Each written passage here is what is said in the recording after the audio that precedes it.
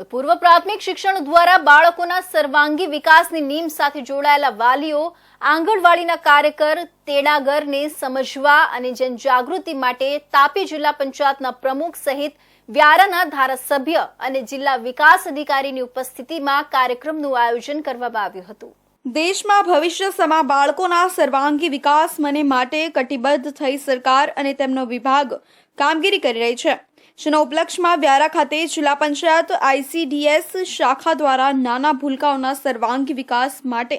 એક માર્ગદર્શિત સેમિનારનું આયોજન કરવામાં આવ્યું હતું।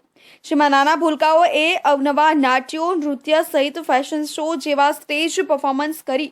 કાર્યક્રમમાં સૌ ઉપસ્થિતોનું ધ્યાન કેન્દ્રિત કર્યું હતું। આજના તાપી જિલ્લાના પાપા પગલી કાર્યક્રમ અંતર્ગત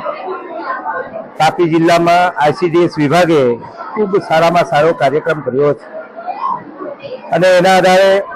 આજે અમારા જિલ્લા પંચાયતના જિલ્લા વિકાસ અધિકારી VN શાહ સાહેબ, મારા સાથી જિલ્લા પંચાયતના પ્રમુખ શ્રી જાલમસિંહભાઈ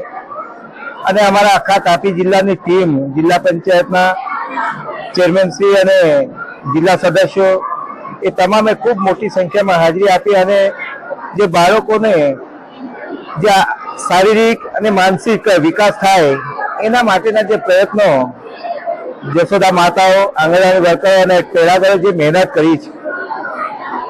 TLMમાં એમણે જે અથાગ મહેનત કરી અને નીચે પ્રદર્શન પણ ખૂબ સારામાં સારી કરી છે, જે